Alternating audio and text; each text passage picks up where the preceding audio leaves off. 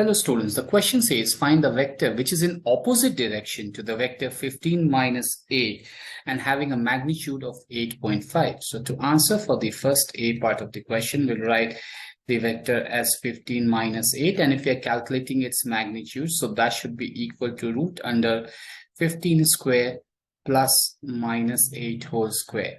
So that is equals to root under of 225 and plus 64.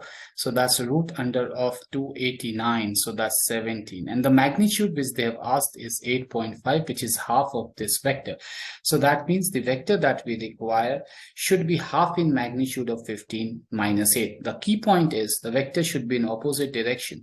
So that means we'll change the signs of the x and y components, so the vector is now in the opposite direction. So that means if I'm writing AB, that should be equal to minus of BA. So that's the law which is hold in vector. So we use this to put a minus sign and change the vector. So the vector's magnitude should be minus 15 by 2, and that should be 8 by 2.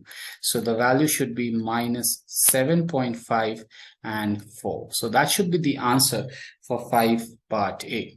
Moving on to 5 part B, they said find the values of A and B such that 3AB plus 2A plus 1, 2 is equals to 6 times B plus A, 2. So if I go by the vector notation, so I'll multiply it with a scalar, so that becomes 15A and this becomes 5B, plus we write 2A plus 1 and 2 as it is, and that should be equal to 6B plus 6A and 12. So the scalar product, this 5 should be multiplied with each of the components, and 6 similarly is multiplied with each of the components using the scalar product quantity of vectors. So now if I compare, so I got 15A plus 2A plus 1, and that should be equal to 6B plus 6A. So the equation, we have to create an equation for this.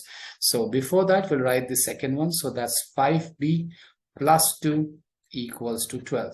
So we clearly got from there the value of 5B should be 10 or B equals to 2. If I place the value of B equals to 2 in the first equation, so I'll get it as 17A plus 1.